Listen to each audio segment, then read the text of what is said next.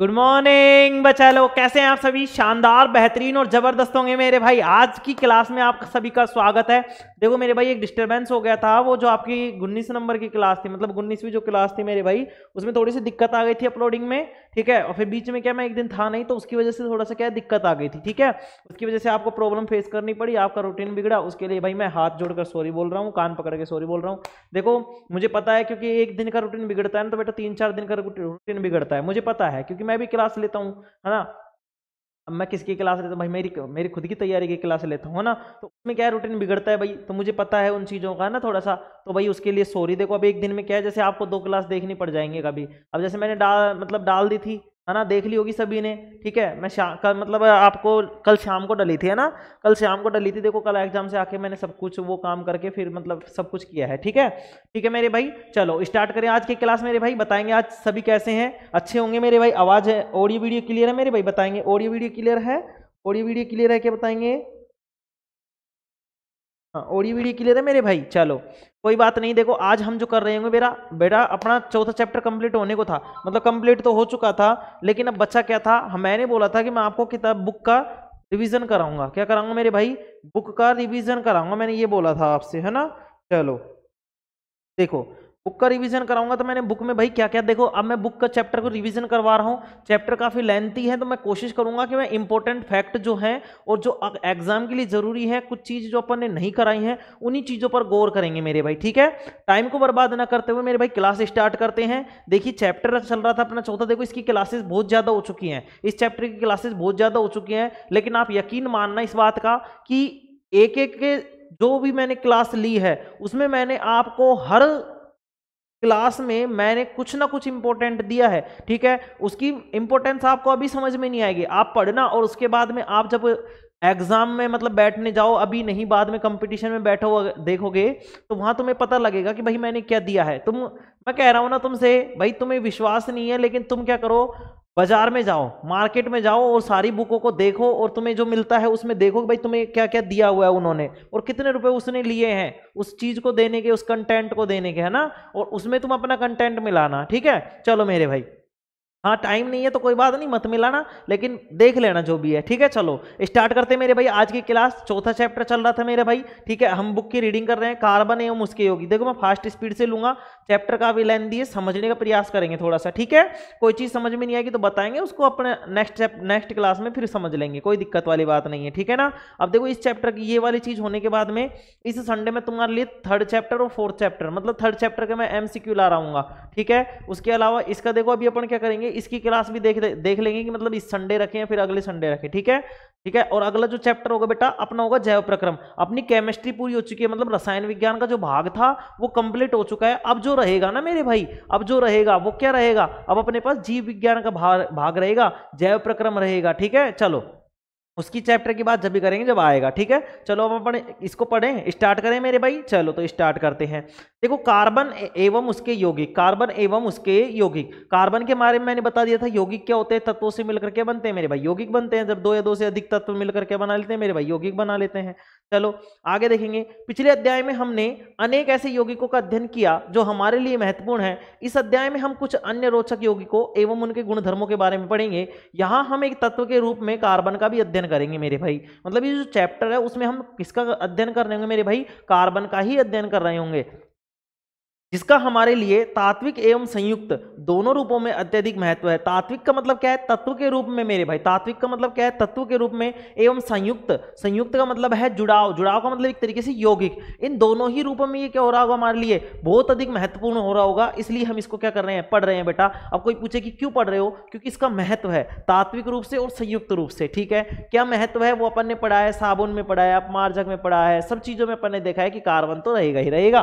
चलो, सुबह से आपने जिन वस्तुओं का उपयोग अथवा उपभोग किया हो उनमें से 10 वस्तुओं की सूची बनाई। जैसे तुमने कोलगेट यूज किया, ब्रश यूज किया। ठीक है, उसके बाद में तुमने मतलब जैसे आपने पानी काम में लिया। ठीक है, पानी के अलावा आपने मतलब और कुछ मान लेते, जैसे साबुन काम में लिया। साबुन के बाद में आपने डिटर्जेंट पाउडर काम में लिया। उसके बाद में आपने मान लो ऑयल काम में लिया। ठीक है, इन सब चीज़ों को यूज में लिया आपने। ठीक है, तो इन सब चीज़ों में आपने 10 चीज़ों की सूची बनानी है, उसमें देखना है कि कितनी चीज़ों में कार्बन था, कितनी चीज़ों में कार्बन नहीं था। और तुम एक चीज़ पाओगे मेरे भाई, एक चीज़ ये पाओगे मेरे भाई, देखो भाई बाल बाल ऐसे ही हो रही है। देखो मैं अभी क्या है, अभी एग्जाम से मतलब फ्री होके और अभी इसी ऐसे ही होगा पढ़ाऊँ अभी, है ना, एक दो मतलब आज कल में हो जाऊंगा, ठीक है चलो। तो वैसे जिन वस्तुओं का उपयोग अथवा उपभोग किया हो उनमें से 10 वस्तुओं की सूची बनाइए। इस सूची को अपने सहपाठियों द्वारा बनाई गई सूची के साथ मिलाइए। मतलब ऐसा करना है कि एक तो तुम्हें बनानी है, एक तुम्हारे दोस्त को बनानी है, ऐसा इसने बोला है। बनानी है नहीं बनानी वो तुम्हारे ऊपर है मेरे भाई, ठीक है चलो। सभी वस्तुओं को साथ में दी गई सारणी में वर्गीकृत कीजिए। क्या क्या कि धातु से बनी वस्तुएं कौन सी थी, कांच अथवा मिट्टी से बनी धातुएं कौन सी थी, और अन्य धातुएं कौन सी थी, ठीक है। अब जैसे तुमने नहाने के लिए अपने मतलब ले लिया मग्गा, ले लिया मग्गा मतलब जग ले लिया आपने, ठीक है। तो वो जग किसका था सर, स्टील का था। वो क्या थी, धातु थी या क्या थी, तो तुम बोलोगे धातु थी, ठीक है। अगला देखो फिर आपने क्या है वो मतलब अपने मतलब हाथों को साफ करने के लिए मतलब मैल वैल को छुड़ाने के लिए आता है ना, वो मिट्टी का आता है, तो मिट्टी की वस्तु से मिट्टी की वस्तु काम में ली। ऐसे इस तरीके से आपको सूची बनानी थी, इसने ऐसा बोला था। देखो ये प्रैक्टिकल चीजें होती हैं, अभी काम में आपके नहीं आएंगी। जब अगर आप लैब अटेंडेंट वगैरह इनका दोगे तो ये सारी चीजें पूछी जाती हैं मेरे भाई। कैसे पूछी जाती है ना, ये आप सोच भी नहीं सकते, आपको इनके उत्तर ही नहीं आ रहे होंगे। ये क्रियाकलाप है मेरे भाई, है ना, तो प्रैक्टिकल की चीजें हैं ये। देखो, तथा सभी वस्तुओं को साथ में दी गई सारणी में वर्गीकृत कीजिए। एक से अधिक सामग्रियों से बनी वस्तुओं को सारणी के उपयुक्त स्तंभों में रखिए। उपयुक्त स्तंभों मतलब यहां पे रखने देना अन्य में, ठीक है मेरे भाई। आगे देखेंगे, आपके द्वारा भरी गई उपरोक्त सारणी के अंतिम स्तंभ में आने वाली सभी वस्तुओं पर ध्यान दीजिए। आपके शिक्षक आपको बताएंगे, मतलब मैं बता दूंगा कोई बात नहीं, अगर कोई भी नहीं बताता तो, ठीक है मेरे भाई। देखो बाल वाल ऐसे हुए पड़े हैं, कल कटिंग वटिंग करवा लेंगे जब हो जाएंगे, ठीक, ठीक है चलो। आपको शिक्षक बताएंगे कि इनमें से अधिकांश वस्तुएं कार्बन की यौगिकों से बनी है। इसका परीक्षण करने के लिए आप क्या कोई विधि सोच सकते हैं। कार्बन से युक्त यौगिकों को जलाने पर क्या उत्पाद मिलेगा। जब कार्बन से ऑक्सीजन की अभिक्रिया होगी मेरे भाई, जलाने पर ऑक्सीजन मिलती है, तो कार्बन की अभिक्रिया जब ऑक्सीजन से करवाएंगे मेरे भाई तो कार्बन डाइऑक्साइड बनेगा। क्या बनेगा, कार्बन डाइऑक्साइड। तो कार्बनिक यौगिकों को जलाने पर कौन सी गैस उत्पन्न होती है, ध्यान से समझ लेंगे, क्योंकि इनमें कार्बन आ रहा है मेरे भाई, और इनको ऑक्सीजन के साथ जोड़ेंगे तो कार्बन डाइऑक्साइड बनेगी, ठीक है। क्या आप इसकी पुष्टि करने वाले किसी परीक्षण को जानते हैं। आपके द्वारा सूचीबद्ध की गई भोजन, कपड़े, दवाओं, पुस्तकों आदि अनेक वस्तुएं इस प्रकार सर्वतोमुखी तत्व कार्बन पर। अब कार्बन को सर्वतोमुखी तत्व क्यों कहते हैं, तो ध्यान से सुनेंगे। इनके अतिरिक्त सभी सजीव संरचनाएं कार्बन पर आधारित होती है। भूपर्पटी तथा मैंने लिखा है इसकी कार्बन की प्रकृति कैसी होती है मेरे भाई, सर्वतोमुखी, ठीक है। आगे देखेंगे, भूपर्पटी तथा वायुमंडल में अत्यंत अल्प मात्रा में कार्बन उपस्थित है, ठीक है। अत्यंत अल्प मात्रा में क्या है उपस्थित, वायुमंडल में और भूपर्पटी में, ठीक है। मतलब धरती पर और वायुमंडल में जो कार्बन है उसकी मात्रा क्या है मेरे भाई, बहुत कम है, ठीक है। आगे देखेंगे, भूपर्पटी में खनिजों जैसे कार्बोनेट, हाइड्रोजन कार्बोनेट, कोयला, पेट्रोलियम के रूप में केवल 0.02% कार्बन उपस्थित है। कितना परसेंट है भाई, 0.02%, ठीक है। एक चीज समझेंगे, ये वाली चीज है ना, ये वाली चीज को ये भाई मेरे ये कई बार है ना इसको पूछ लेता है। तो ये कितना है मेरे भाई, 0.02% है, 0.02% मेरे भाई, कितनी है 0.02%, ठीक है मेरे भाई। चलो आगे देखेंगे मेरे भाई, आगे देखेंगे, ठीक है चलो, ठीक है मेरे भाई। तो कितनी है, तुम बोलोगे सर 0.02% है।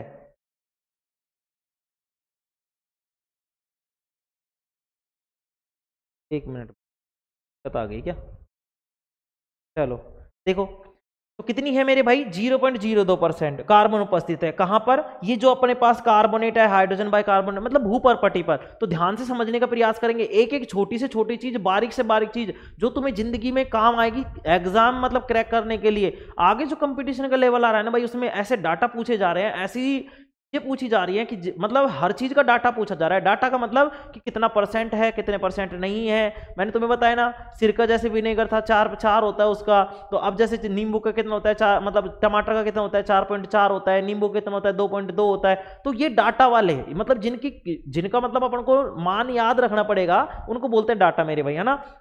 तो ध्यान से सुनेंगे, भूपर्पटी में 0.02% और वायुमंडल में 0.03% पाई जाती है मेरे भाई, ठीक है। क्या, कार्बन डाइऑक्साइड उपस्थित है। प्रकृति में इतनी अल्प मात्रा में कार्बन उपस्थित होने के बावजूद कार्बन का अत्यधिक महत्व है। इस अध्याय में हम कार्बन के इन गुणों का अध्ययन करेंगे जिनके कारण कार्बन इतना महत्वपूर्ण है। तो देखेंगे मेरे भाई क्या क्या महत्वपूर्ण है इसमें देखेंगे। कार्बन में आबंधन मतलब सहसंयोजी आबंध। तो मैंने तुम्हें बताया था पिछले अध्याय में हमने आयनिक यौगिकों के गुणधर्म, आयनिक यौगिकों मतलब जिनमें आयन होते हैं, ठीक है, आयनिक यौगिकों के गुणधर्मों का अध्ययन किया। हमने देखा कि आयनिक यौगिकों के गलनांक एवं क्वथनांक उच्च होते हैं तथा ये विलयन में अथवा गलित अवस्था में विद्युत चालन करते हैं। क्या आयनिक यौगिक ठोस अवस्था में विद्युत का चालन करते थे क्या? बताओ। तुम बोलोगे नहीं सर, हमने देखा था कि जो अम्लीय विलयन भी था ना, वो भी ठोस अवस्था में विद्युत का चालन नहीं कर रहा था, वो भी जलीय अवस्था में मतलब द्रव अवस्था में या गलित अवस्था में ही विद्युत का चालन कर रहा था। हमने देखा कि आयनिक यौगिकों में आबंधन की प्रकृति इन गुणधर्मों की व्याख्या करती है। कौन कौन से की ध्यान से समझेंगे। जैसा कि हमने अध्याय 2 में देखा, अधिकांश कार्बन यौगिक अच्छे विद्युत चालक नहीं होते, ठीक है, जो कार्बनिक यौगिक होते हैं वो विद्युत के चालक नहीं होते, लेकिन धातुएं क्या होती है? विद्युत की चालक होती है। तो सर ये कार्बन क्या है बेटा? कार्बन क्या है? क्या ये अधातु है? अधातु है या धातु है? बताएंगे सभी, कमेंट करेंगे मुझे तुम बताओगे कि ये धातु है क्या अधातु? तो ध्यान से समझेंगे। कार्बन यौगिक अच्छे विद्युत चालक नहीं होते हैं। उपरोक्त यौगिकों के क्वथनांक, अब कोई बोलेगा कि हाँ सर ये कार्बन विद्युत का सुचालक नहीं होता, तो मैं बोलूंगा कि कार्बन का ही तो अपर रूप है ग्रेफाइट, वो तो विद्युत का सुचालक होता है। अगर कोई बोलेगा सर विद्युत का कुचालक होता है, तो मैं पूछूंगा, मतलब वो बोलेगा विद्युत का सुचालक होता है, तो मैं पूछूंगा कि हीरा क्यों नहीं है, फुलेरिन क्यों नहीं है? तो तुम्हें बताना है ये चीज, ठीक है। सर ये क्या कर दिया आपने, क्या पूछ लिया बेटा? ऐसे ही पूछा है, अब आप बताओगे मुझे इस चीज का उत्तर, ठीक है। चलो आगे देखते हैं मेरे भाई, ठीक है। तो देखेंगे उपरोक्त यौगिकों के क्वथनांक एवं गलनांकों में जो कि आयनिक यौगिकों के क्वथनांक तथा गलनांक की तुलना में काफी कम है। अध्याय 3 के आंकड़ों के अनुसार, मतलब सारणी जो 4.1 है, ठीक है, के आधार पर हम इस निष्कर्ष पर पहुंच सकते हैं कि इन परमाणुओं के बीच प्रबल आकर्षण बल नहीं है। मतलब इनमें जो आकर्षण बल होता है वो प्रबल नहीं होता। आगे देखेंगे, चूंकि ये यौगिक अधिकांशतः विद्युत के कुचालक होते हैं, अतः हम इस निष्कर्ष पर पहुंच सकते हैं कि इन यौगिकों के आबंधन से किसी आयन की उत्पत्ति नहीं होती। तो ये कौन कौन से हैं? ये होते हैं एसिटिक एसिड, क्लोरोफॉर्म, एथेनॉल और मेथेन, ठीक है। एक चीज क्या समझेंगे यहां से मेरे भाई, यहां से जो चीज समझने की है, ये गलनांक और क्वथनांक, गलनांक और क्वथनांक 290, 209, 156 और 90, ठीक है। कैसे याद रख लेंगे? देखो ऐसे याद रख लेंगे। कैसे याद रखेंगे? एसिटिक एसिड है, फिर क्लोरोफॉर्म है, फिर एथेनॉल है, फिर मेथेन है, ठीक है। तो मेथ एथ दो याद रखने हैं, उसके बाद में क्लोरो याद रखना है, फिर एसिटिक एसिड याद रख लेना, नीचे से याद रख लेना मेरे भाई। तो क्या याद रखोगे? मेथेन एथेन, मतलब मेथेन एथेनॉल, मेथेन एथेनॉल।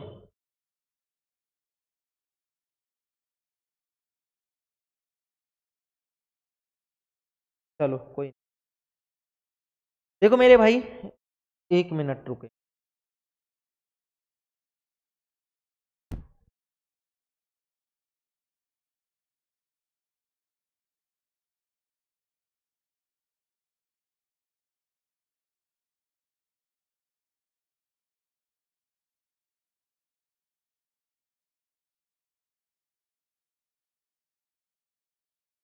ठीक है मेरे भाई, यहां पे क्या चीज समझने की थी कि भाई कैसे याद रखेंगे? मेथेन एथेन, क्योंकि सबसे पहले मेथ आता है।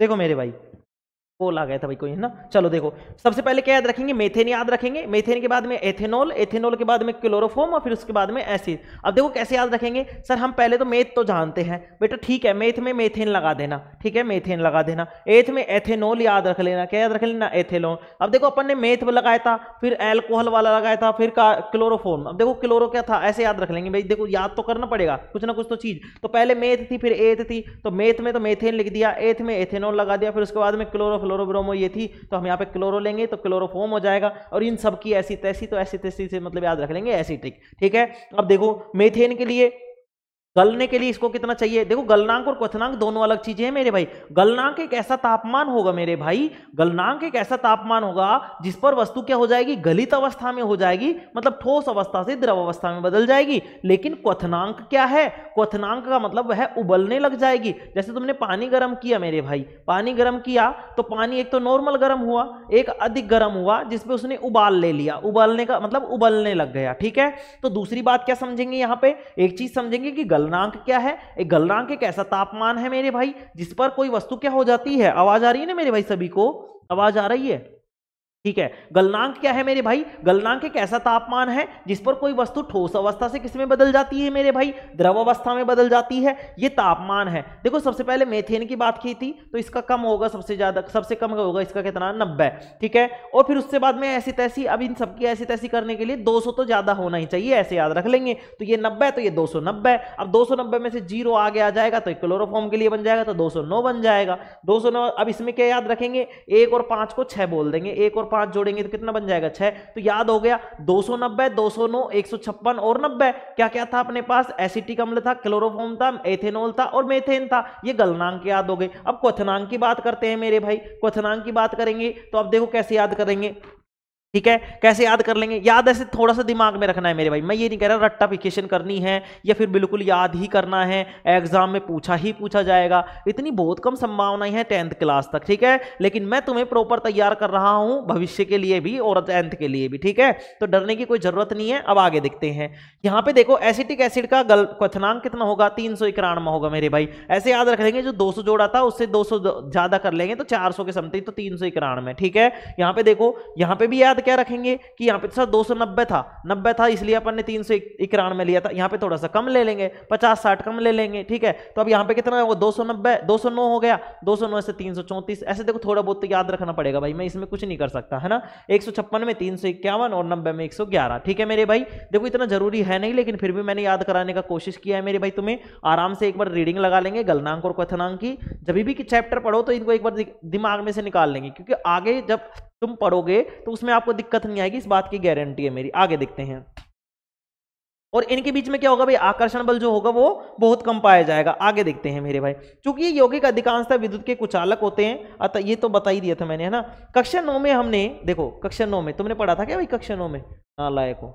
देखो कक्षा 9 में हमने विभिन्न तत्वों की संयोजन क्षमता, संयोजकता तथा इलेक्ट्रॉनों की संख्या पर इनकी निर्भरता के बारे में अध्ययन किया था। अब हम कार्बन के इलेक्ट्रॉनिक विन्यास के बारे में अध्ययन करेंगे मेरे भाई। किसके बारे में बात करेंगे? कार्बन का इलेक्ट्रॉनिक विन्यास। तो बताएंगे कार्बन का इलेक्ट्रॉनिक विन्यास कितना होता है? तुम बोलोगे सर कार्बन का परमाणु क्रमांक तो कितना होता है? 6 होता है। संयोजकता कितनी होती है? 4 होती है। जब 6 और 4 है तो तुम बोलोगे इसका इलेक्ट्रॉनिक विन्यास सर 2 और 4 होता है। कितना होता है? 2 और 4। सर ये कैसे बता दिया? मेरे भाई मैंने एक चीज सिखाई थी, अगर याद होगा तो ठीक है, नहीं है तो ध्यान से समझेंगे। ये सी था, ये C6 था। इसमें जब पहले कोश में जो इलेक्ट्रॉन भरे जाएंगे वो 2 भरे जाएंगे, और ये दूसरा कितने भरा जाएंगे सर? इसमें 4 भरा जाएगा। अब किसकी कितने की जरूरत है? अब देखो इसके ये क्या हो गया? इलेक्ट्रॉनिक विन्यास हो गया क्या कि 2 और 4। इसका इलेक्ट्रॉनिक विन्यास क्या हो गया? 2 और 4। अब इसको 8 बनाने के लिए कितने की जरूरत? 4 की जरूरत। तो संयोजकता 4 हो गई। तो आगे देखेंगे मेरे भाई, क्या याद करेंगे? देखो कार्बन की परमाणु संख्या 6 है। कार्बन के विभिन्न कक्षों में इलेक्ट्रॉन का वितरण कैसे होगा?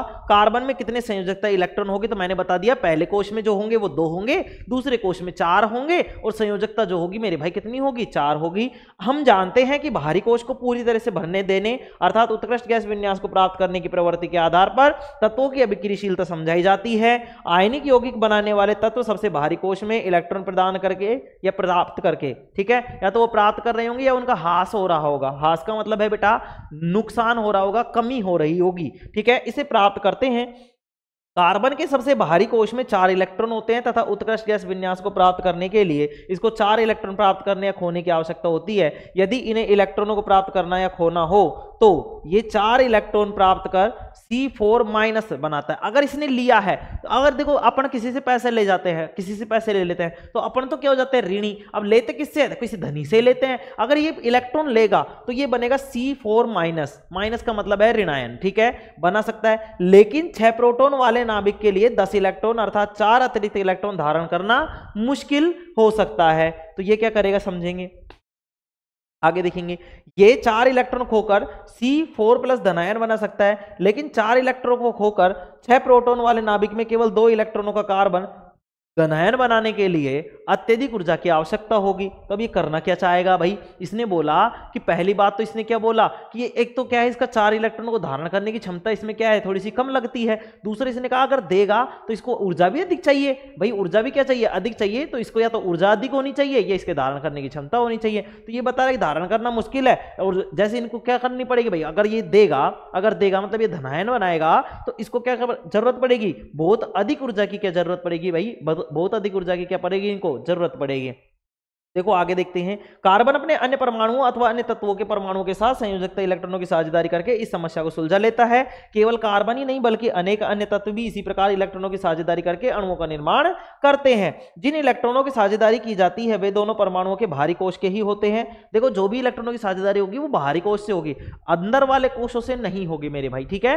अंदर वाले कोश जो होंगे उनसे इलेक्ट्रॉनों की साझेदारी नहीं होगी। इलेक्ट्रॉनों की जो साझेदारी होगी वो बाहरी जो कोश होंगे उन पे, जैसे कि हमने 2 और 4 देखा, तो इलेक्ट्रॉनों की साझेदारी ये 2 वाले इलेक्ट्रॉन के साथ नहीं होगी, ये जो 4 वाला इलेक्ट्रॉन था इसके साथ साझेदारी होगी, मतलब बाहरी कोश के साथ साझेदारी होगी। देखो वे दोनों परमाणुओं के बाहरी कोश के ही होते हैं तथा इनके फलस्वरूप दोनों ही परमाणु उत्कृष्ट गैस विन्यास की स्थिति को प्राप्त करते हैं। कार्बन के यौगिकों की चर्चा करने से पहले इलेक्ट्रॉनों की साझेदारी से बने कुछ सामान्य अणुओं को समझते हैं, ठीक है। देखो हाइड्रोजन मैंने बता दिया था, इसमें क्या था भाई, एक एक इलेक्ट्रॉन की साझेदारी हो रही थी, तो H2 का अणु बन रहा था, साझेदारी के इलेक्ट्रॉन इस तरीके से बन रहे थे, इस तरीके से आबंध बन रहा था, मैंने तुम्हें ये सारी चीजें समझा दी थी। इसमें यही सारी चीजें लिखी हुई है, मैं इसको नहीं समझा रहा, ठीक है, आगे देखेंगे तो तुम पढ़ोगे क्योंकि मैंने इसको करवाया है। ऑक्सीजन में क्या हो रहा था, ऑक्सीजन में क्या कर रहे थे भाई, देखो ऑक्सीजन में क्या हो रहा था, यहाँ पे अब देखो यहाँ पे कितने इलेक्ट्रॉनों की साझेदारी हो रही थी सर, 2-2 इलेक्ट्रॉनों की साझेदारी हो रही थी।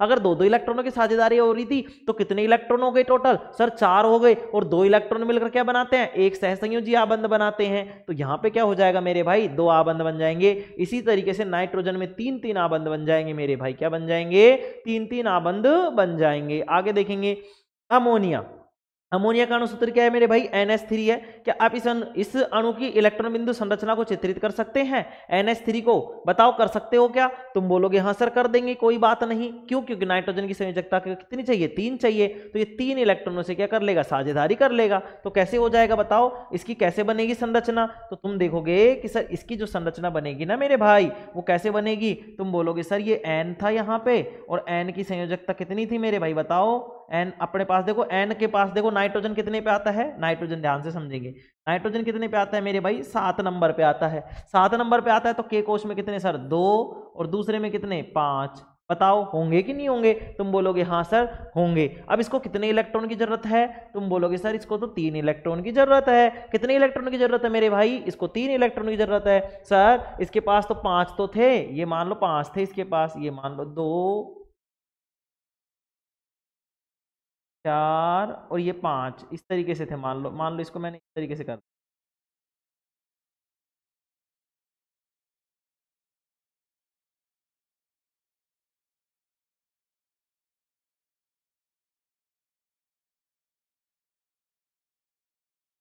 तो जैसे मान लो ये है अपने पास,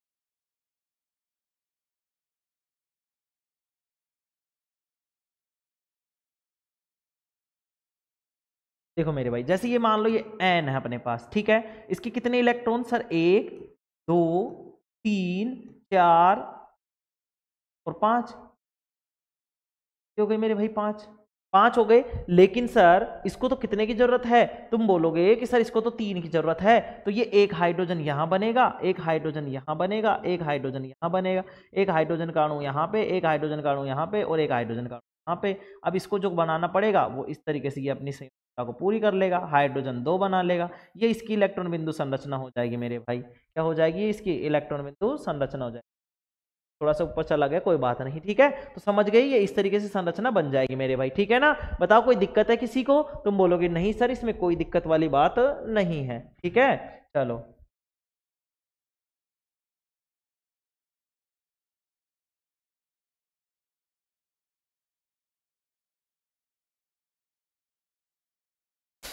ये होता है सिस्टम, मुझे इतना गंदा लगता है भाई जब क्लास से बीच जैसे जाता है।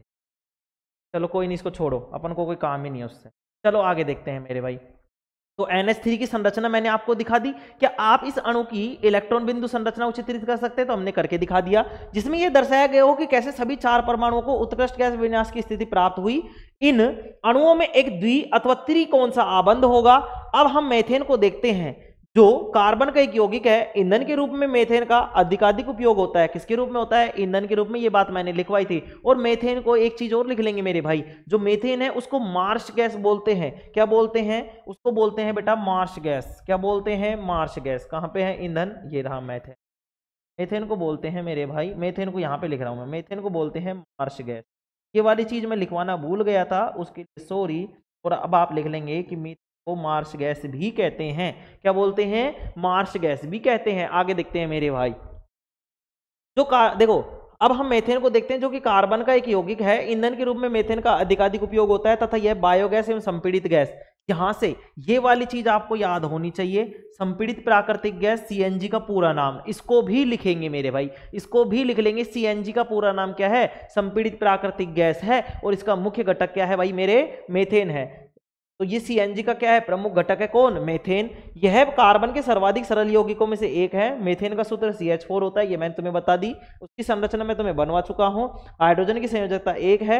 कार्बन चतु संयोजक है, मतलब चाहे संयोजकता कितनी है? 4 है। चतु का मतलब क्या है बेटा? 4, क्योंकि इसमें 4 संयोजकता इलेक्ट्रॉन होते हैं। उत्कृष्ट गैस विन्यास की स्थिति को प्राप्त करने के लिए कार्बन इन इलेक्ट्रॉनों की साझेदारी हाइड्रोजन के 4 परमाणुओं के साथ करता है, जैसा कि चित्र 4.5 में दिखाया गया है। और ऐसे मैंने तुम्हें समझा दिया था। आगे देखेंगे, इस प्रकार दो परमाणुओं के बीच इलेक्ट्रॉनों के एक युग्म की साझेदारी के द्वारा बनने वाले आबंध सहसंयोजी आबंध कहलाते हैं। सहसंयोजी आबंध वाले अणुओं में भीतर तो प्रबल आबंध होता है, मैंने तुम्हें बताया था भीतर तो मजबूत होते हैं, लेकिन इनका अंतराण्विक बल दुर्बल होता है। अंतराण्विक बल क्या होता है मेरे भाई? कम होता है। ठीक है, आगे देखेंगे। तो दो इलेक्ट्रॉनों के बीच में, इलेक्ट्रॉनों का मतलब दो तत्वों के बीच में, दो परमाणुओं के बीच में इलेक्ट्रॉनों के एक युग्म की साझेदारी। इलेक्ट्रॉनों का कितना युग्म? एक युग्म की साझेदारी। उसके द्वारा जो बनेगा उसको क्या बोलेंगे अपन? सहसंयोजी आबंध बोलेंगे। ठीक है, देखो आगे। फलस्वरूप इन यौगिकों के क्वथनांक एवं गलनांक कम होते हैं, क्योंकि अंतराण्विक बल कम है मेरे भाई। अगर बल कम है, अंतराण्विक बल कम है, तुम बोलोगे सर अंदर का तो ज्यादा है। हमको अंदर से मतलब नहीं है, थोड़ा सा ऐसे बस दिमाग में रखना है कि हाँ अंदर से मजबूत होते हैं, लेकिन उनका अंतराण्विक बल मेरे भाई क्या होता है? कम होता है। और अंतराण्विक बल पर ही डिपेंड करता है आपके गलनांक और क्वथनांक। तो जैसे इनका अंतराण्विक बल मेरे भाई कम होता है, अंतराण्विक बल दुर्बल होता है, तो जब दुर्बल होगा तो इनका गलनांक और क्वथनांक क्या होगा मेरे भाई? इनका गलनांक और क्वथनांक भी क्या होगा? कम होगा। चूंकि परमाणुओं के बीच इलेक्ट्रॉनों की साझेदारी होती है और आवेशित कण बनते हैं, सामान्यतः ऐसे सहसंयोजी यौगिक विद्युत के कुचालक होते हैं। ये बात भी मैंने लिखवा चुका हूं तुम्हें। कार्बन के अपर रूपों में भाई मैंने तुम्हें बताया था, प्रकृति में कार्बन तत्व अनेक भौतिक गुणों के साथ विविध रूपों में पाया जाता है। हीरा एवं ग्रेफाइट दोनों ही कार्बन परमाणुओं से बने हैं। कार्बन के परमाणु में परस्पर आबंधन के तरीकों के आधार पर ही इनमें अंतर पाया जाता है मेरे भाई। इनमें जिस तरीके का आबंध होगा उसी तरीके का अंतर पाया जाएगा। हीरे में कार्बन का प्रत्येक परमाणु कार्बन के 4 अन्य परमाणुओं के साथ आबंधित होता है, जिससे एक दृढ़ त्रिआयामी संरचना बनती है। ये मैंने तुम्हें समझा दिया था। ग्रेफाइट में कार्बन का प्रत्येक परमाणु का आबंधन कार्बन के 3 अन्य परमाणुओं के साथ क्या करता है मेरे भाई? एक ही तल पर होता है, जिससे षटकोणीय व्यू मिलता है। इनमें से एक आबंध द्विआबंधी होता है, जिसके कारण कार्बन की संयोजकता पूर्ण होती है। ग्रेफाइट की संरचना में षटकोणीय तल एक दूसरे के ऊपर व्यवस्थित होते हैं, जैसे कि ये षटकोण बन रहा है मेरे भाई, इस तरीके से ये षटकोण बन रहा है। और ये एक दूसरे के ऊपर क्या है? देखो एक दूसरे के ऊपर इस तरीके से क्या लगे हुए हैं? ये षटकोण बन बन के एक दूसरे के ऊपर सेट हुए पड़े हैं मेरे भाई। ठीक है, आगे बढ़ते हैं। ये हीरे की संरचना, ये ग्रेफाइट की संरचना, और ये किसकी है? फुलरीन की संरचना है। ये तुम हो नालायक हो जो किस तरीके से देखो कैसे बैठ के और अध्ययन कर रहे हो, और अध्ययन करना ही है मेरे भाई, है ना। ये तुम्हारी रिंग है जो तुम्हें बाद में मिलेगी जब कोई आएगी हूरे परी, है ना। नीले ड्रम वाली ना आ जाए, इसका ध्यान रखना है तुम्हें। सर ये नीला ड्रम क्या है? बताऊंगा मेरे भाई बाद में। ठीक है, चलो। तो ये हीरे की संरचना ग्रेफाइट और वो C60 बकमिंस्टर फुलरीन की संरचना है। तो देखो इन दो विभिन्न संरचनाओं के कारण हीरे एवं ग्रेफाइट के भौतिक गुणधर्म अत्यंत भिन्न होते हैं। तो इनमें जो भिन्नता होती है वो किसके कारण होती है? ध्यान से समझेंगे इस बात को। वो दे दे कि हीरा और ग्रेफाइट दोनों ही कार्बन के अपर रूप है, लेकिन इनके भौतिक गुणों में अंतर होता है। कैसे? कि ये तो सर एक तो कठोर होता है, एक मुलायम होता है, एक चिकना होता है, एक बहुत ज्यादा मतलब ऐसे समझ सकते हैं भाई, एक तो मुलायम होता है, एक क्या होता है? कठोर होता है। दूसरा एक विद्युत का सुचालक होता है, एक विद्युत का कुचालक होता है। तो ऐसा क्यों? तो किसके कारण मेरे भाई? ये इनकी संरचना के कारण। किसके कारण हुआ है? ये इनकी संरचना के कारण हुआ है। ठीक है, जबकि उनके रासायनिक गुणधर्म एक समान होते हैं। तो भौतिक गुणधर्म किसके कारण हो रहे हैं? सर इनकी संरचना के कारण, इनकी विभिन्न संरचना के कारण हो रहा है। किसके कारण हो रहा है मेरे भाई? विभिन्न संरचना के कारण इसके हीरे के और ग्रेफाइट के जो गुणधर्म है वो अलग अलग हैं, अत्यंत भिन्न हैं, जबकि उनके रासायनिक गुणधर्म एक समान होते हैं। हीरा अब तक का ज्ञात का मतलब है जो पता लगा है, सर्वाधिक कठोर पदार्थ है। ध्यान से सुन लेंगे, सर्वाधिक कठोर पदार्थ कौन सा है? प्राकृतिक रूप से। ठीक है, जबकि ग्रेफाइट चिकना तथा फिसलनशील होता है। पिछले अध्याय में आपने जिन अधातुओं के बारे में अध्ययन किया उनके विपरीत ग्रेफाइट विद्युत का सुचालक होता है। तो मैंने जब तीसरा चैप्टर पढ़वाया था तो मैंने तीसरे चैप्टर में ही लिखवा दिया था कि अधातुएं जो होती है, तो ध्यान से समझ लेंगे कार्बन क्या है मेरे भाई, अधातु है। क्या है? अधातु। ये क्या है? ग्रेफाइट अपवाद है। आ गई बात समझ में? जो मैं प्रश्न पूछ रहा था उसका उत्तर क्या है, कार्बन क्या है मेरे भाई, क्या धातु है। और अब ये क्या है, देखो ध्यान से समझेंगे आगे, ठीक है मेरे भाई। तो ग्रेफाइट क्या है? अपवाद है। ये क्या होता है? अधातु होते हुए भी क्या करता है, विद्युत का सुचालक होता है। ठीक है, आगे देखेंगे। आगे देखेंगे शुद्ध कार्बन को, अगर कोई कार्बन है, कार्बन का मतलब अगर कोयला मान लो, ठीक है, कोयला है, तो उसको अत्यधिक उच्च दाब और उच्च ताप पर उपचारित किया जाए, सब्जेक्टिंग किया जाए मेरे भाई। सब्जेक्टिंग का मतलब मतलब उपचारित करके, मतलब उसको बनाया जाए करके हीरे को संश्लेषित किया जाता है, मतलब हीरे को कृत्रिम रूप से बनाया जाता है। ये संश्लेषित हीरे आकार में छोटे होते हैं, लेकिन अन्यथा ये प्राकृतिक हीरों से अभेदनीय होते हैं। अभेदनीय का मतलब इनमें मतलब भेद नहीं कर सकते तुम कि ये प्राकृतिक है या कृत्रिम है। ठीक है, तो कैसे बनते हैं हीरे? सर कोई भी कार्बन का तत्व होगा उसको अत्यधिक दाब देंगे, उच्च ताप और उच्च दाब पर। कैसे? उच्च ताप पर और उच्च दाब पर। ठीक है, आगे देखते हैं मेरे भाई। फुलरीन कार्बन अपर रूप का एक अन्य वर्ग है। सबसे पहले C60 की पहचान की गई, जिसमें कार्बन के परमाणु फुटबॉल के रूप में व्यवस्थित होते हैं। क्योंकि यह अमेरिकी आर्किटेक्ट का मतलब जो घर वर बनाते हैं, बकमिंस्टर फुलर, जिनका नाम क्या था, बकमिंस्टर फुलर था, उनके द्वारा डिजाइन किया गया जियोडेसिक गुम्बद के समान लगता है। जियोडेसिक का मतलब क्या होता है? जियोडेसिक का मतलब है एक तरीके से, जियो का मतलब होता है धरती की तरह गोल। ठीक है ना मेरे भाई, जियोडेसिक गुम्बद, गुम्बद का मतलब, जियोडेसिक गुम्बद का मतलब इस तरीके से जो गुम्बद था, तरीके से जो गुंबद था मेरे भाई, देखो इस तरीके से, इस तरीके से जो गुंबद था उसकी तरह लगता था। ठीक है मेरे भाई, इसलिए इस अणु को फुलरिन नाम दिया गया। क्यों? क्योंकि फुलर ने खोजा था। फुलर कहाँ का था भाई? अमेरिका का था। क्या था? आर्किटेक्ट था। ठीक है, आगे देखते हैं, आगे बढ़ेंगे मेरे भाई। देखो CO2 सूत्र वाले कार्बन डाइऑक्साइड की इलेक्ट्रॉन बिंदु संरचना क्या होगी? तो कार्बन डाइऑक्साइड की संरचना बना लोगे तुम? बताओ, कार्बन की संरचना बना लोगे क्या मेरे भाई? देखो इस कार्बन को इस तरीके से रखना है, यहाँ पे ऑक्सीजन रखनी है, यहाँ पे ऑक्सीजन रखनी है। कार्बन की संयोजकता 4 करनी है ही, 4 करनी है। इसमें सर अभी तरह के कितने हो जाएंगे कार्बन के पास? बताओ कितने हो जाएंगे?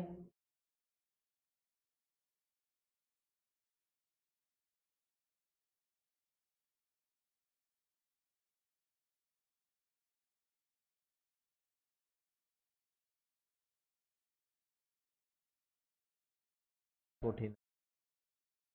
देखो अब ये हो गया मेरे भाई। अब देखो यहाँ पे इस तरीके से 2, और यहाँ पे भी इसका इस ऑक्सीजन के 2। ठीक है, अब देखो इसके पास कितने हो गए? ये हो गए सर 3 3 6 और 2 8। ये इस तरीके से बन जाएगी, बन जाएगी। अब का ऑक्सीजन, ऑक्सीजन को कितने चाहिए बताओ? ऑक्सीजन कितने पता है sir? Hydrogen, helium, lithium, beryllium, boron, carbon, nitrogen, oxygen. Oxygen 8 पे आता है, तो इसको 2 की जरूरत है। कितने की जरूरत है? 2 की। तो ये क्या करेगा मेरे भाई बताओ?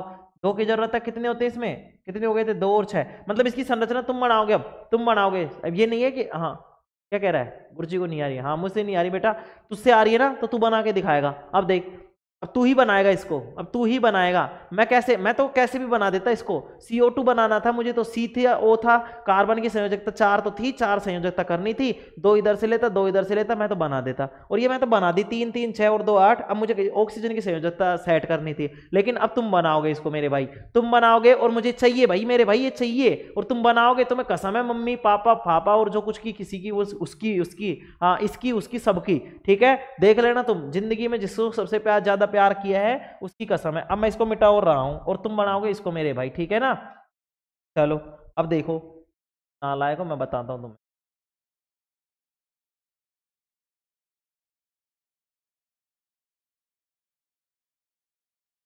नालायक तुमने ले रखे मेरे हैं, नालायकों की ये नहीं है। कैसे कैसे क्या क्या करके मैं पढ़ा रहा हूँ, लेकिन हरामी है बिल्कुल।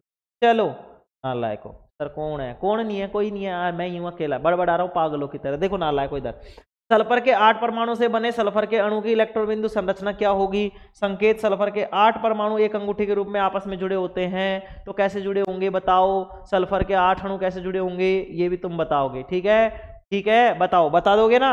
अरे बता दोगे कि नहीं बताओगे? बताओगे नहीं तो मैं कल बताऊंगा। ठीक है, अब मैं क्यों बताऊंगा कल? क्योंकि तुम नहीं बताओगे तो मुझे बताना पड़ेगा मेरे भाई, मुझे पता है, क्योंकि तुम्हारी हालत खराब है। प्रश्न है भाई ये, है ना? अरे यार ये थोड़ा सा दिक्कत कर रहा है वो, पता नहीं क्या हो रहा है इसमें।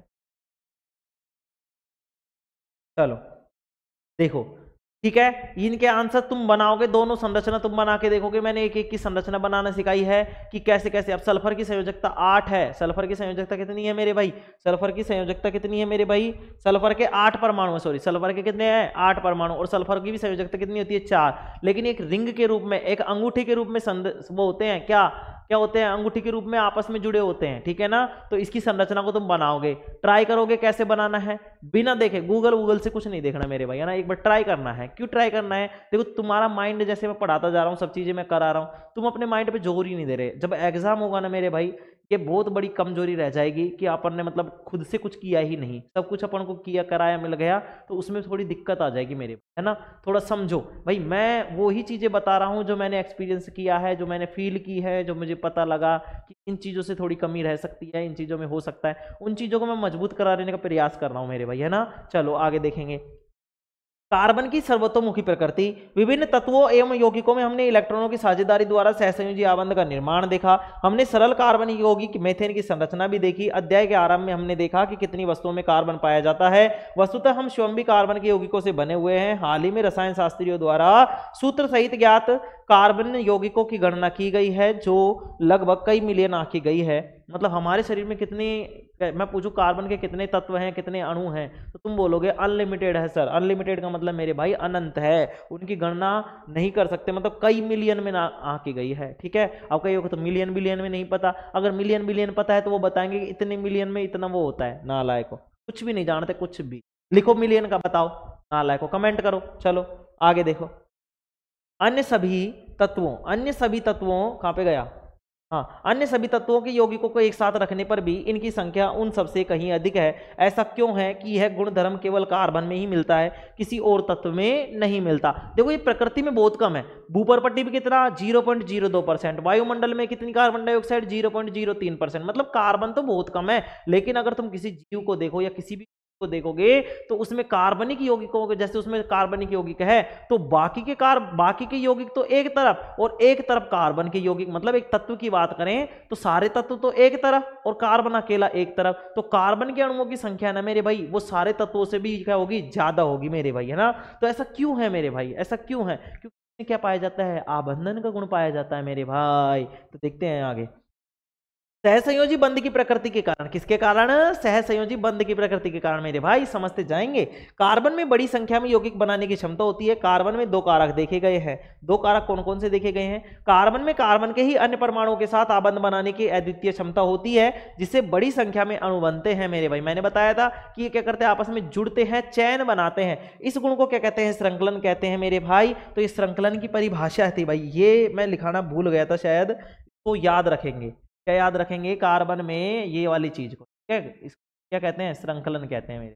कार्बन में कार्बन के ही अन्य परमाणुओं के साथ आबंध बनाने की अद्वितीय क्षमता होती है, जिससे बड़ी संख्या में अणु बनते हैं। इसको हम क्या कहते हैं? श्रृंखलन कहते हैं। श्रृंखलन की परिभाषा है मेरे भाई, मेरे ध्यान नहीं है, मैंने लिखवाया था नहीं लिखवाया था। देखो माइंड थोड़ा अपसेट अभी भी, आज भी, लेकिन कल ये प्रॉपर ठीक हो जाएगा, कोई बात नहीं, है ना। हाँ, कल ये ना लागू, ये हटवा दूंगा मैं बाल वाल से, देख क्या रहता है।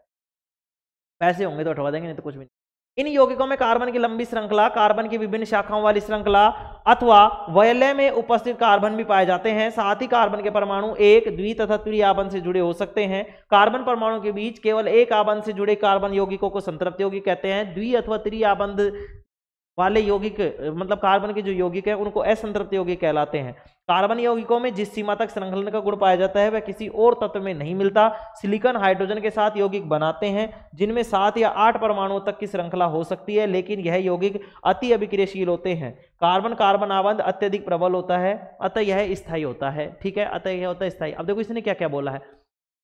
तुम बोलोगे कि सर श्रृंखलन का गुण इसमें ही पाया जाता है क्या? एक मिनट, हेलो।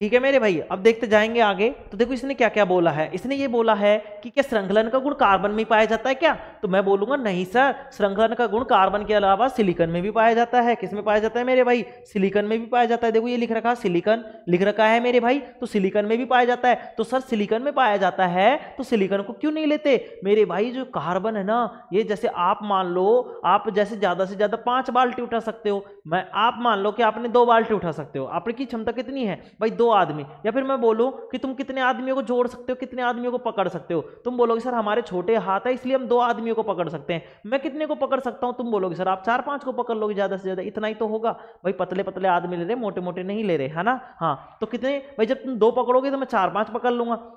एक चीज समझेंगे तो इसमें क्षमता क्या है? ज्यादा।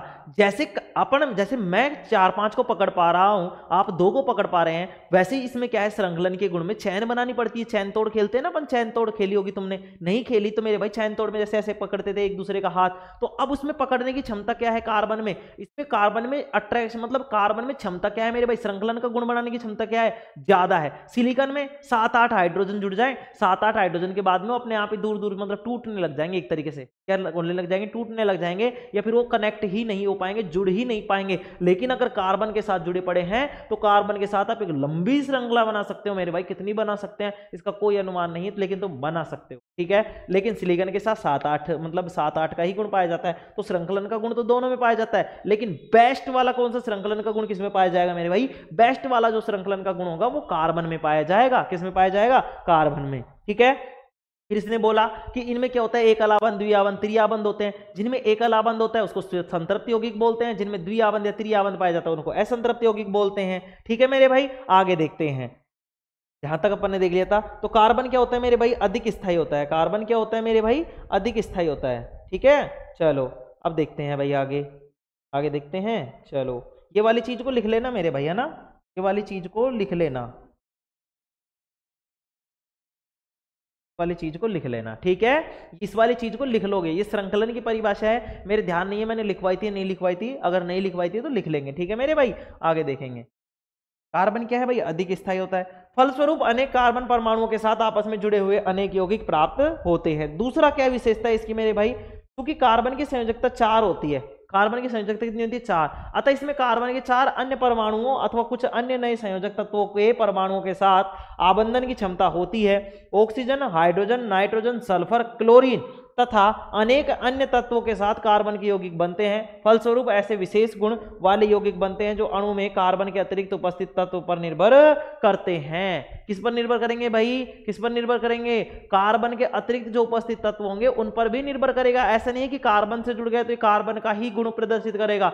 ये कार्बन से अगर जुड़ चुका है ना मेरे भाई, अगर ये कार्बन से जुड़ चुका है तो ऐसा नहीं कार्बन का ही गुण प्रदर्शित करेगा, ये कार्बन के अलावा जो चीज जुड़ी है ना बेटा उसका भी गुण प्रदर्शित करेगा मेरे भाई, ठीक है ना। आगे देखते हैं।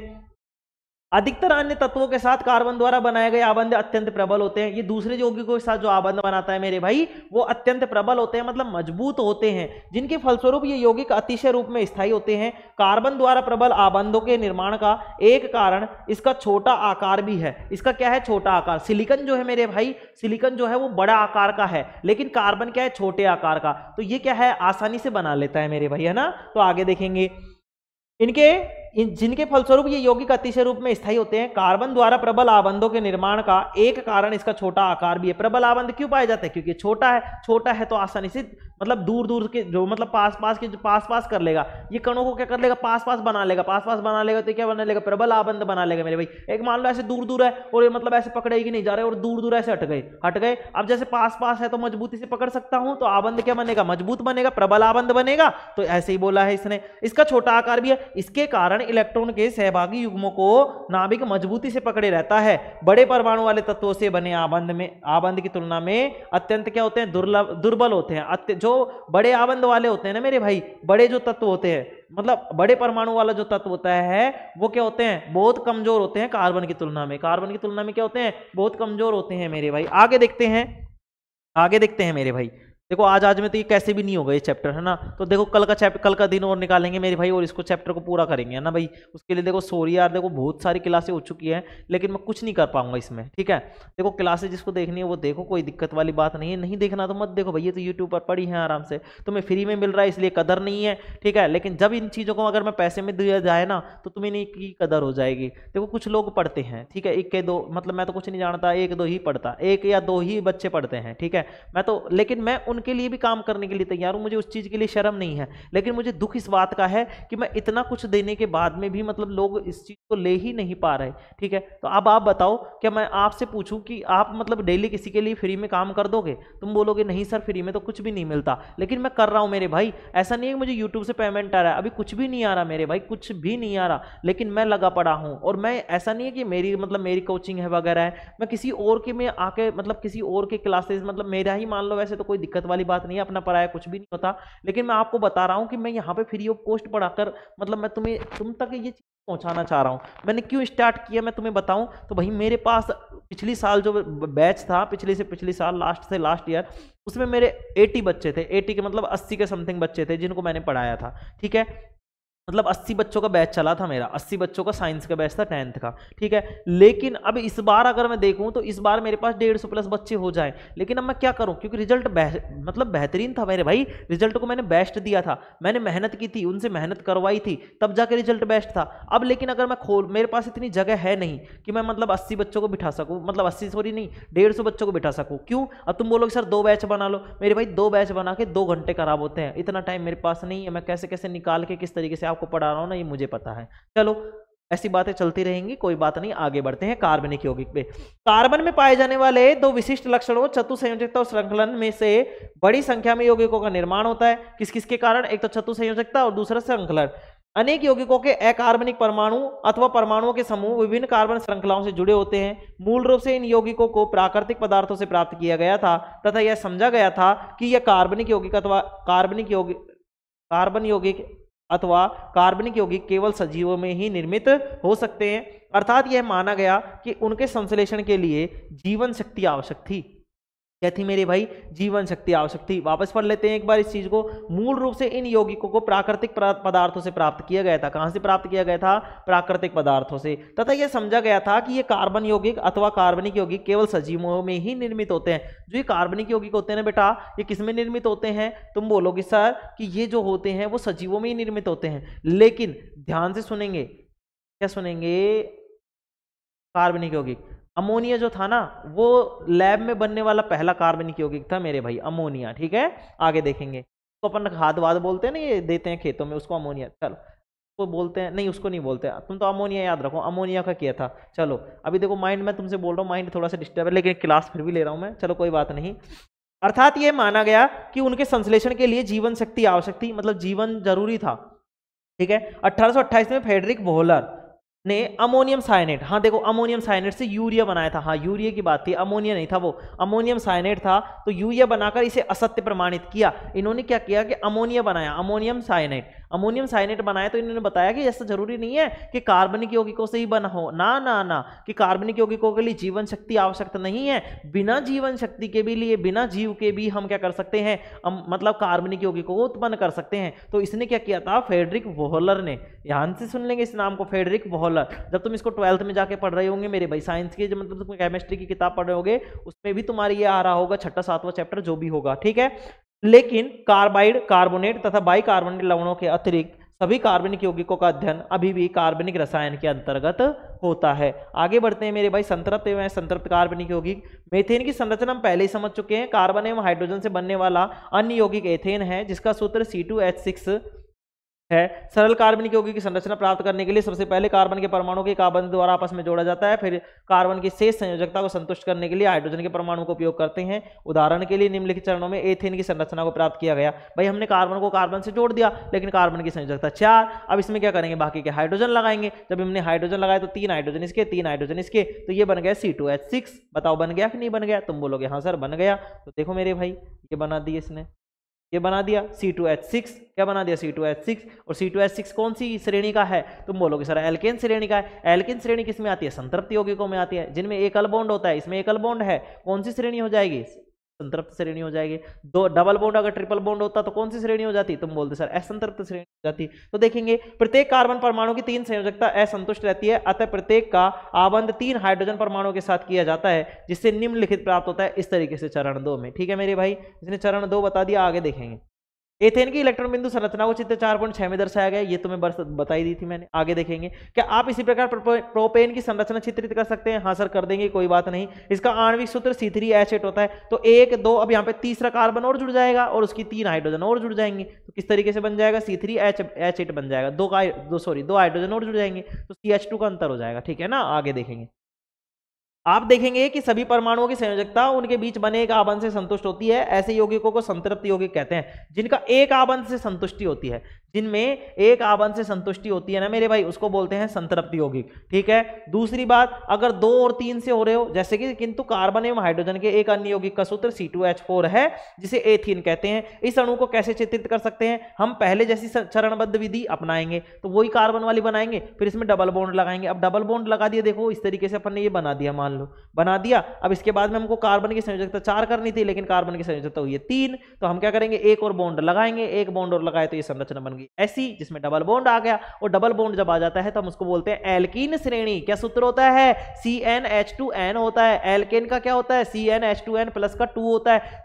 एल्काइन का क्या होता है? CnH2n माइनस का 2 होता है सर। आगे देखेंगे मेरे भाई, ये बन गई, ये इसकी संरचना हो गई, जिसमें हमने क्या किया है? डबल बॉन्ड के लिए 2 इलेक्ट्रॉनों के जोड़े चाहिए अपन को। ठीक है, तो देखो एक अलाबंध वाले, अब देखो यहाँ पे देख लेते हैं, हाइड्रोजन एवं कार्बन के अन्य यौगिक का सूत्र C2H, जिसे एथाइन कहते हैं। क्या आप इस एथाइन की इलेक्ट्रॉन बिंदु संरचना का चित्रण कर सकते हैं? इनकी संयोजकता को संतुष्ट करने के लिए 2 कार्बन परमाणुओं के बीच कितने आबंध आवश्यक हैं? कार्बन परमाणुओं के बीच इस प्रकार द्विअत्वीय आबंध वाले कार्बनिक यौगिकों को क्या कहते हैं मेरे भाई? असंतृप्त कार्बन यौगिक कहते हैं। क्या कहते हैं? असंतृप्त कार्बन यौगिक कहते हैं। ठीक है, यहाँ पे असंतृप्त रह गया, तथा ये संतृप्त कार्बन यौगिकों की तुलना में अधिक क्रियाशील होते हैं। तो असंतृप्त वाले क्या होते हैं? अधिक क्रियाशील। डबल बॉन्ड और ट्रिपल बॉन्ड वाले क्या होते हैं? अधिक क्रियाशील। सिंगल बॉन्ड वाले मतलब एकल बॉन्ड वाले क्या होते हैं? कम क्रियाशील। एकल बॉन्ड वाले को क्या बोलते हैं? संतृप्त यौगिक। ठीक है, संतृप्त कार्बनिक यौगिक। 2 और 3 वाले को क्या बोलते हैं? असंतृप्त कार्बनिक यौगिक। ठीक है, आ गई बात समझ में? कोई दिक्कत किसी को? कोई दिक्कत नहीं। एक वाले एक मतलब जिनमें एकल बॉन्ड होता है उसको क्या बोलते हैं? एल्केन श्रेणी। एल्केन श्रेणी का सूत्र क्या होता है? CnH2n प्लस का 2 होता है। 2 बॉन्ड वाला जो होता है उसको बोलते हैं एल्कीन श्रेणी, उसको क्या बोलते हैं? CnH2n, उसका सूत्र होता है। तीसरी क्या होती है? एल्काइन श्रेणी, जिसमें CnH2n माइनस का 2 होता है मेरे भाई। आगे बात समझ में? कोई दिक्कत यहां तक? कोई दिक्कत नहीं लग रही। आगे बढ़ते हैं। श्रृंखलाएं, शाखाएं एवं वलय। पिछले खंड में हमने क्रमशः 1 2 3 कार्बन परमाणु वाले कार्बनिक यौगिक मेथेन, एथेन तथा प्रोपेन की चर्चा की। कार्बनिक परमाणुओं की इस प्रकार की श्रृंखला में 10 कार्बन परमाणु हो सकते हैं। 10 कार्बन परमाणु तक मैंने करवा दिया था तुम्हें। इनमें से 6 के नाम तथा संरचना 4.2 सारणी में दिए हुए हैं। मैंने 10 की बनवाई है, तुमने 4 की बनाई है। ठीक है, इसमें 4 की बनवाई गई है, 6 की इसमें 6 की बनवाई गई है, मैंने 10 की बनवाई है तुमसे। मेथेन की संरचना मैंने बता दी थी, एथेन की संरचना मैंने बता दी थी, प्रोपेन की मैंने बता दी, ब्यूटेन की मैंने बता दी, ब्यूटेन के बाद में पेंटेन की मैंने करा दी थी, हेक्सेन की मैंने करा दी थी। ठीक है मेरे भाई, करा दी थी। चलो आगे देखते हैं मेरे भाई। किंतु आइए हम ब्यूटेन पर पुनः विचार करें। यदि हम 4 कार्बन परमाणुओं से कार्बन कंकाल बनाएं तो हमें पता चलता है कि 2 विभिन्न कंकाल बन सकते हैं। ये वाली चीजें मैंने बताई थी, ये सीधी कार्बन श्रृंखला, ये शाखित कार्बन श्रृंखला। ठीक है, एक तीसरी होती थी जो वलय होती थी। ठीक है मेरे भाई, आगे देखो। अब ये कंकाल बता रहा था ना, तो मैंने कंकाल संरचना बता के उसके 3 टाइप बताए थे। ठीक है, तेज संयोजकता के स्थान पर हाइड्रोजन भरने से हमें निम्नलिखित प्राप्त होता है, ये इस तरीके से प्राप्त होता है मेरे भाई। ठीक है, आगे देखेंगे। C4H10 सूत्र से 2 संरचनाओं के लिए संपूर्ण अणु, मतलब देखो एक तो संरचना ये है जिसमें कार्बन भी उतने ही, हाइड्रोजन भी उतने ही, बॉन्ड भी वैसे ही सिंगल बॉन्ड। एक इसी में भी वही तरीका है, यही वाली सारी चीजें हैं, लेकिन इसमें अलग तरीके से है। तो देखो इसको क्या बोल देंगे, हम देखते हैं कि इन दोनों संरचनाओं में एक ही सूत्र C4H10 है, समान आणविक सूत्र लेकिन विभिन्न संरचनाओं वाले ऐसे यौगिक संरचनात्मक समावयव कहलाते हैं। जिनका अणु सूत्र तो समान हो लेकिन संरचना क्या हो, अलग अलग हो, तो उसको बोलते हैं संरचना समावयवता। संरचना समावयवन बोलते हैं या संरचना समावयवता बोलते हैं मेरे भाई। ठीक है, जिनका अणु सूत्र समान तथा संरचना अलग अलग हो। आगे देखते हैं। सीधी तथा शाखा वाली कार्बन श्रृंखलाओं के अतिरिक्त कुछ यौगिकों में कार्बन के परमाणु वलय के आकार में उपस्थित होते हैं, जैसे साइक्लोहेक्सेन का सूत्र C6H12 तथा की संरचना निम्नलिखित। तो मैंने ये वाली संरचना तुम्हें बताई थी, ये हाइड्रोजन लगा के इस तरीके से साइक्लोहेक्सेन की संरचना बनाई थी। और मैंने तुम्हें बताया था जब कोई साइकिल के रूप में होता है, गोले के रूप में होता है, उसको वलित श्रृंखला वलित कार्बन श्रृंखला बोलेंगे या वलित श्रृंखला बोलेंगे, उसको अपन वलय बोलते हैं और उसके लिए साइक्लो काम में लेते हैं। क्या बोलते हैं? साइक्लो। ठीक है, आगे देखते हैं मेरे भाई, क्या आप साइक्लोहेक्सेन की इलेक्ट्रॉन बिंदु संरचना को चित्रित कर सकते हैं? सीधी कार्बन श्रृंखला, शाखित श्रृंखला तथा चक्रीय कार्बन यौगिक। देखो चक्रीय में क्या होगा, चक्रीय में क्या होगा, देखो साइक्लोहेक्सेन तो एक में लगेगा, जब वलय होगी और सिंगल बॉन्ड होगा तो उसको बोलेंगे साइक्लो, लेकिन जब डबल बॉन्ड होगा तो उसको बोलेंगे चक्रीय। क्या बोलेंगे? चक्रीय। चक्रीय का मतलब एक का चक्र चलेगा, मतलब दो बॉन्ड, फिर सिंगल बॉन्ड, फिर डबल बॉन्ड, फिर सिंगल बॉन्ड, फिर डबल बॉन्ड, तो ये चक्र चल रहा है। क्या चल रहा है मेरे भाई? चक्र। तो चक्रीय कार्बन यौगिक तथा सभी संतृप्त अथवा असंतृप्त यौगिक हो सकते हैं, जैसे बेंजीन। ये C6H6 की संरचना निम्नलिखित है मेरे भाई, ठीक है। तो देखो यहाँ पे क्या था, वो C6H12 था, लेकिन यहाँ पे क्या है, C6H6 है। तो इसमें चक्रीय श्रृंखला का मतलब थोड़ा सा समझने का प्रयास करेंगे। चक्र का मतलब ये भी चक्र की तरह ही चलेगी। केवल कार्बन एवं हाइड्रोजन वाले ये सभी कार्बन यौगिक हाइड्रोकार्बन कहलाते हैं। इनमें से संतृप्त हाइड्रोकार्बन एल्केन कहलाते हैं। ऐसे असंतृप्त हाइड्रोकार्बन जिनमें एक या अधिक दोहरे आबंध होते हैं एल्कीन कहलाते हैं। एक या अधिक त्रिआबंध वाले एल्काइन कहलाते हैं। तो एक बॉन्ड एल्केन, दो bond alkene, triple bond alkyne होंगे मेरे भाई, है ना। मुझसे दोस्ती करेंगे भाई गुरुजी, मैं इसको करवा की कोशिश मत। ठीक है बेटा, कौन करा? देखो भाई, मुझसे दोस्ती करोगे तो कार्बन अत्यंत मैत्रीपूर्ण तत्व है बेटा। ये सबके साथ क्या रहता है, मेरी तरह रहता है भाईचारे में, ठीक है ना। अभी तक हमने कार्बन तथा हाइड्रोजन के यौगिकों की चर्चा की, लेकिन कार्बन अन्य तत्वों जैसे हैलोजन, ऑक्सीजन, नाइट्रोजन तथा सल्फर के साथ भी आबंध बनाता है। हाइड्रोकार्बन श्रृंखला में यह तत्व एक या अधिक हाइड्रोजन को इस प्रकार प्रतिस्थापित करते हैं कि कार्बन की संयोजकता संतुष्ट रहती है। ये वाली लाइन मैंने लिखवाई हुई है यूक्यू किताब में, ठीक है मेरे भाई। आगे देखेंगे, संतुष्ट रहती है। ऐसी यौगिकों में हाइड्रोजन को प्रतिस्थापित करने वाले तत्वों को विषम परमाणु कहते हैं। जो इनको प्रतिस्थापित करते हैं ना बेटा, जो इनको प्रतिस्थापित करेंगे, जैसे क्लोरीन हो गया, फ्लोरीन हो गया, ब्रोमीन हो गया, आयोडीन हो गया, नाइट्रो हो गया, तो वो क्या होंगे, वो जो होंगे ना परमाणु, जो इनको क्या करेंगे भाई, प्रतिस्थापित करेंगे, उनको बोलेंगे विषम परमाणु। क्या बोलेंगे मेरे भाई? विषम परमाणु बोलेंगे, ठीक है। यह विषम परमाणु कुछ प्रक्रियात्मक समूह में भी उपस्थित हो सकते हैं। यह प्रक्रियात्मक समूह में भी उपस्थित हो सकते हैं, जैसे कि सारणी 4.3 में दिया गया है। यह विषम परमाणु और वे है विषम परमाणु और वे प्रक्रियात्मक समूह जिनमें यह उपस्थित होते हैं यौगिकों को विशिष्ट गुण प्रदान करते हैं बेटा। मैंने तुम्हें बताया था क्रियात्मक समूह जो होंगे वो क्या देंगे, किसी भी जो भी अपना यौगिक बनेगा उसको विशिष्ट गुण देंगे, अपना गुण देंगे, मतलब थोड़ा सा कुछ ना कुछ हटके देंगे। यह गुण कार्बन श्रृंखला की लंबाई और प्रकृति पर निर्भर नहीं करते मेरे भाई, ठीक है। फलस्वरूप यह प्रक्रियात्मक समूह फंक्शनल ग्रुप कहलाते हैं, मतलब प्रक्रियात्मक समूह कहलाते हैं। ये जो ग्रुप होते हैं ना बेटा, ये जो समूह होते हैं जो क्या करते हैं, इसकी मतलब इसकी विशिष्ट गुण को प्रदान करते हैं। इनको क्या करते हैं, जो भी श्रृंखला होती है प्रक्रियात्मक समूह क्या करते हैं, इनको विशिष्ट गुण प्रदान करते हैं मेरे भाई, ठीक है। आगे देखेंगे, सारणी 4.3 में कुछ महत्वपूर्ण प्रक्रियात्मक समूह दिए गए हैं। एकल रेखा के द्वारा समूह की मुक्त संयोजकता अथवा संयोजकताएं दर्शाई गई हैं। हाइड्रोजन के एक या अधिक अणुओं को प्रतिस्थापित करके इस संयोजकता के द्वारा प्रक्रियात्मक समूह कार्बन श्रृंखला से जुड़े होते हैं, ठीक है। आगे देखेंगे, कार्बनिक यौगिकों में कुछ प्रक्रियात्मक समूह जैसे कि क्लोरीन हो गया, ये वाले मैंने तुम्हें बताई थी, क्लोरीन था, ब्रोमीन था, इनको कैसे बोलेंगे, इनको हैलोजन ग्रुप बोलते हैं, जिनको क्लोरो ब्रोमो आयोडो ऐसे बोलते हैं। ये एकल बॉन्ड वाले इसलिए इनको एल्केन बोलते हैं। यहाँ पे क्लोरीन ब्रोमीन जुड़ेंगे जो हाइड्रोजन परमाणु के प्रतिस्थापी होंगे, मतलब हाइड्रोजन को तो हटाएंगे और ये जुड़ेंगे, तो ये क्या हो जाएंगे, इनको विषम परमाणु भी बोलते हैं मेरे भाई। क्या बोलते हैं? विषम परमाणु। ऑक्सीजन के लिए देखेंगे मेरे भाई, ये ऑक्सीजन से मिलकर बने हैं, ठीक है, विषम है बेटा, ये विषम परमाणु। ये क्लोरीन ब्रोमीन हो गया, यहाँ पे ऑक्सीजन, तो ऑक्सीजन में देखो क्या आता है, एल्कोहल आता है, तो इसको बोलते हैं हाइड्रोक्साइड। तो मैंने बताया था एल्कोहल में OH लगेगा, एल्डिहाइड में CHO लगेगा, और कीटोन में C डबल बॉन्ड के साथ O लग जाएगा, और इसमें क्या लग जाएगा, C डबल बॉन्ड तो लगेगा ही लगेगा, उसके साथ ऑक्सीजन और मतलब OH भी जुड़ जाएगा। ये कार्बोक्सिलिक अम्ल हो गया था मेरे भाई, ठीक है। अब आती है आपके समझातीय श्रेणी मेरे भाई, क्या आती है, समझातीय श्रेणी। तो मेरे भाई आज के लिए इतना ही।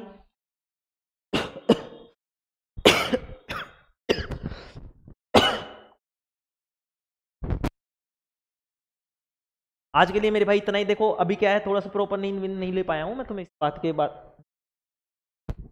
हाँ, आवाज आ रही है मेरे भाई सभी को? देखो मेरे भाई, अपन ने आधा चैप्टर कंप्लीट कर लिया, आधे चैप्टर को कल कर लेंगे, इसके क्वेश्चन है वो कर लेंगे, ठीक है। कल मैं इसका पूरा का पूरा ये वाला चीज मैं तुम्हें करा दूंगा, चैप्टर के अंदर के क्वेश्चन करा दूंगा, चैप्टर के बाहर के क्वेश्चन करा दूंगा, फिर वो मतलब आउट वाले थे, बाहर वाले थे, उनको संडे के दिन लेके और चैप्टर का तुम्हारा रिविजन करवा दूंगा मेरे, ठीक है। MCQ वाली संडे के दिन भी देखे कोशिश करता हूँ। देखो इस संडे 2 क्लास हो सकती है, अगर होंगी तो मैं भाई करूंगा, है ना, क्योंकि देखो मैं फ्री हो चुका हूँ, थोड़ा सा हल्का सा फ्री हुआ हूँ अभी, ठीक है। तो मैं कोशिश करूंगा कि तुम्हारे लिए 2 क्लासें लेके आऊँ, ठीक है। तो तुम तैयार रहना थोड़ा सा, देखो हारना थकना नहीं है, मैं तुम्हारे लिए प्रयास कर रहा हूँ भाई। मुझे कुछ मिल रहा है क्या, बताओ? कुछ नहीं मिल रहा मेरे भाई, इसकी कसम भाई, मैं इसकी कसम खा के कह रहा हूँ भाई, हमारी कसम, इससे बड़ा कुछ भी नहीं है मेरे लिए, है ना। मेरे लिए जुनून है, ये जुनून है ना। तो मैं जुनून को लेकर पढ़ा रहा हूँ मेरे भाई, ऐसा कुछ भी नहीं है। मुझे कुछ नहीं मिल रहा, लेकिन मैं फिर भी आपके लिए तैयार खड़ा हूँ, और मैं तो आपके लिए मेहनत करने के लिए तैयार हूँ मेरे भाई। अभी तक कुछ भी नहीं मिला है, मैंने आज तक पढ़ाने का 1 रुपया नहीं लिया भाई। मैंने पैसे लेना ही नहीं, पैसे लेता ही नहीं, ठीक है। पढ़ाने का पैसा लेता ही नहीं, मैं बिल्कुल नहीं लेता, ना कहीं ऑफलाइन में ना ऑनलाइन में।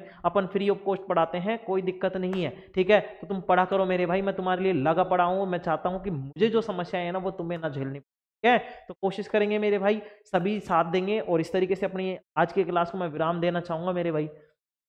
अभी तो 58 हुए हैं, 1 मिनट और बच रही है, 1 मिनट और बकवास कर लेते हैं तुम्हारे साथ साथ। बताओ कैसी चल रही है तैयारी? सर तैयारी की तो ऐसी की तैसी, है ना। हाँ बेटा ऐसी की तैसी, फिर बाद में अपनी ऐसी तैसी हो जाएगी। इससे बढ़िया है कि अपन तो थोड़ा सा, देखो थोड़ा थोड़ा सा पढ़ लिया करो। मैं ज्यादा पढ़ने की नहीं कहता, थोड़ा थोड़ा थोड़ा थोड़ा थोड़ा थोड़ा थोड़ा थोड़ा, लास्ट में ना तुम देखोगे थोड़ा थोड़ा थोड़ा थोड़ा करके पढ़ लिया तुमने, ठीक है। और जब मैं रिवीजन करा रहा हूँ ना मेरे भाई, जो नोट्स लिख रहा है ना रेगुलर, वो तुम ये समझ लेना, वो बंदा निकालेगा, नंबर निकालेगा, और इतने नंबर निकालेगा जिसकी कोई हद नहीं है। अगर वो प्रॉपर डेली की डेली क्लास के नोट्स लिख रहा है, तो मैं उस बात की तुम्हें रोके कह सकता हूं कि वो बच्चे के नंबर आने ही आने हैं, उसको कोई नहीं रोक सकता। क्योंकि मैं ऐसा कुछ भी नहीं है जो छोड़ रहा हूं तुम्हारे लिए, या फिर ऐसा कुछ भी जो एग्जाम में आ सकता है और मैं नहीं करा रहा। मैं पूरे प्रयास से लगा पड़ा हूं मेरे भाई। कोई भी, तुम जैसे किसी का भी कोर्स लेना, किसी का भी कुछ करना, अगर तुम्हें इस तरीके से 100% एबेसैदा वाले कोई करा दे, तो मुझे आके बता देना मेरे भाई कि हाँ सर यहाँ पे करवाया था।